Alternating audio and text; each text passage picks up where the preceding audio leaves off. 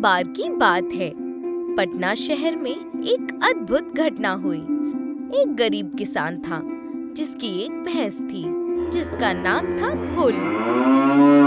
भोलू मामूली भैंस नहीं थी, वो एक खास भैंस थी जो जादुई गुणों से भरी हुई थी।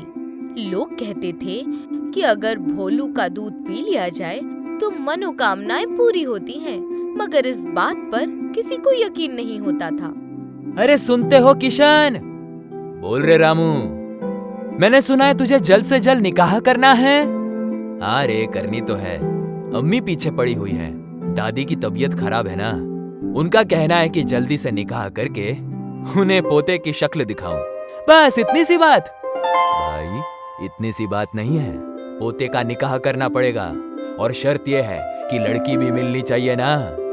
अरे फिर भी ये तो बहुत मामूली सी बात है, समझ ले तेरा काम हो गया। कैसे? ऐसे, ये रहा मेरा भोलू, तू सिर्फ एक बार इसका दूध पी ले, फिर देख तेरी सारी मन्नतें मुकम्मल हो जाएंगी। क्या बोल रहा है तू? अगर मैं इसका दूध पी लूं तो मेरी सारी मन्नतें मुकम्मल हो जाएगी और मेरा निकाह हो जाएगा। हाँ तो जा बे पागल कहीं के, आया बड़ा भैंस का दूध पिलाकर शादी करवाने वाला, दफा हो यहाँ से। तो कुछ ऐसी हालत थी रामू और उसकी भैंस भोलू की कहानी की। मगर फिर भी रामू ने हार नहीं मानी। उसे पता था कि उसका भोलू चमत्कारी है, उसके पास अद्भुत शक्तियाँ हैं। कुछ दिन बाद पटना में एक बड़े मेले का आयोजन हुआ। वहाँ रामू अपने चमत्कारी भोलू के साथ पहुँचा ताकि लोग उसकी जादुई शक्तियों के बारे में जान सके। ले भोलू, आ गए हम इस बड़े मेले में। अब देखना, आज हम कुछ ऐसा करेंगे जिससे सब लोगों को तुम्हारी ताकत का पता चल जाएगा और तुम बहुत मशहूर हो जाओगी। चलो अब चलते हैं।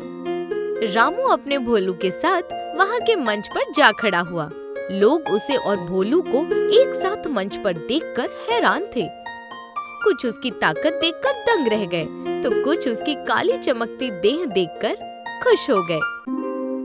हाय रे हाय सुभद्रा, जरा देख तो इस भैंस को, कितना खूबसूरत है ना, काला काला मोटा मोटा।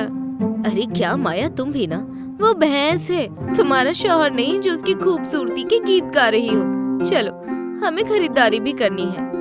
भोलू के मंच पर आते ही मेले में बातें शुरू हो गई। तभी आप सब लोगों के लिए मैं एक खास बात लेकर आया हूँ। जैसा कि आप देख रहे हैं, ये है मेरी भैंस भोलू जो बहुत ही अच्छी है। इसके भीतर जादुई शक्तियाँ हैं जो आपकी हर मनोकामना मुकम्मल कर सकती है। बस इसके लिए कुछ शर्तें हैं, यही कि आपको इसका दूध पीना पड़ेगा जिससे आपकी मन्नतें मुकम्मल हो जाएगी, लेकिन लालच नहीं करना होगा, समझ गए? भीड़ में खड़े किशन ने आवाज लगाई। लो, ये रामू यहाँ भी आ गया। अरे भाई रामू, ये क्या मजाक लगा के रखा है तुमने? अबे तू चुप रहे, मेरी बात नहीं मानी ना, अब देख तू कैसे पछताएगा। मैं तुम सब लोगों को चुनौती देता हूँ, कोई है जो आगे आकर इसे आजमा सके? भीड़ से एक आदमी आगे आया, उसका नाम था महेश। मैं करता हूँ तेरी चुनौती, मैं आजमाता हूँ तेरी चुनौती।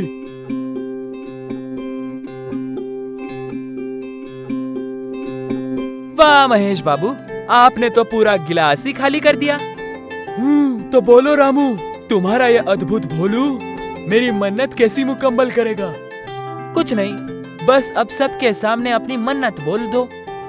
ठीक है, मैं अपनी मन्नत बोलता हूँ। हे भोलू, मुझे मेरी पगार बढ़ा दो। महेश की बात सुनकर चारों ओर सन्नाटा छा गया। सबकी नजरें भोलू पर टिक गई, मगर कुछ नहीं हुआ। अरे ये क्या रामू, कुछ चमत्कार तो नहीं हुआ? हुआ होगा महेश बाबू, तुम्हें नहीं दिखा होगा, जरा मुंतजिर कीजिए। तभी महेश का फोन बज उठा। हेलो, हाँ बोल रहा हूँ। क्या? सच में? सच में? आप सच कह रहे हैं? महेश अचानक जोर जोर से बोलने लगा। अरे मैं रईस बन गया, मुझे अभी लॉटरी के दफ्तर से कॉल आया।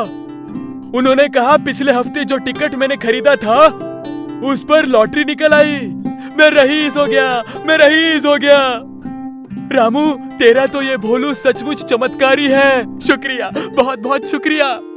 ये तो गजब हो गया था। गांव वालों के सामने जो हुआ वो सच में यकीन के लायक नहीं था। कुछ ही वक्त में रामू और उसके भोलू के आगे लोगों की लंबी लाइन लग गई। हर कोई बारी बारी से भोलू का दूध पीकर अपनी अपनी इच्छाएं पूरी करने लगा। रामू, ओ रामू, अरे किशन, तुम यहाँ? हाँ, मैं ही। अरे रामू, तुमने तो कमाल कर दिया यार। तेरे इस भोलू का दूध पीकर तो मेरी निकाह भी हो गई और जल्दी ही हमारे घर नन्हा मेहमान भी आने वाला है। अरे वाह किशन, तुम तो बड़े ही तेज निकले। अरे नहीं रामू, ये तो तेरे भोलू के दूध का कमाल है। ये ले, मुंह मीठा कर खा। अरे शुक्रिया किशन, शुक्रिया। धीरे धीरे रामू और भोलू की जोड़ी पूरे गांव में मशहूर हो गई। रामू भोलू के साथ दोपहर तक खेती करता और शाम को लोगों की इच्छाएं पूरी करता। लोग कहते, भोलू का दूध पी लो, चमत्कार हो जाएगा। मगर एक दिन ये बात गांव के सरपंच जी के कानों तक पहुंची। उन्होंने उसी शाम रामू को बुलाकर उससे भोलू को खरीदने की बात की। रामू, हमें तुम्हारा ये भोलू खरीदना है। क्या? आप भोलू को खरीदना चाहते हैं? लेकिन सरपंच जी, ये भोलू हमारे कस्बे का बरकत है। मैंने अपने अब्बू को वादा किया था कि मैं अपने तहे दिल से मदद करूंगा।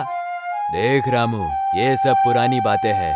लोगों की मन्नतें मुफ्त में मुकम्मल करके तुझे क्या मिलेगा? इससे बेहतर मैं तुझे 50 करोड़ रुपए देता हूँ। वो रख ले और अपनी जिंदगी अच्छी बना ले। क्या? 50 करोड़? हाँ, सोच ले, इतना पैसा जिंदगी में दोबारा नहीं मिलेगा। सरपंच की बात सुनकर रामू के होश उड़ गए। वो थोड़ा मायूस होकर लालच में अंधा हो गया और आखिरकार उसने भोलू को सरपंच को बेच दिया। जिस खेत में कल तक रामू मेहनत करता था, वही रामू अब कुछ ही वक्त में अमीर बन गया। महल बना, नौकर आए, कपड़े बदले, मगर उसके दिल में एक अजीब सा खालीपन था। वो खुश नहीं था। हर रात उसे भोलू की याद सताती थी। वो बेचैन था, तड़पता था।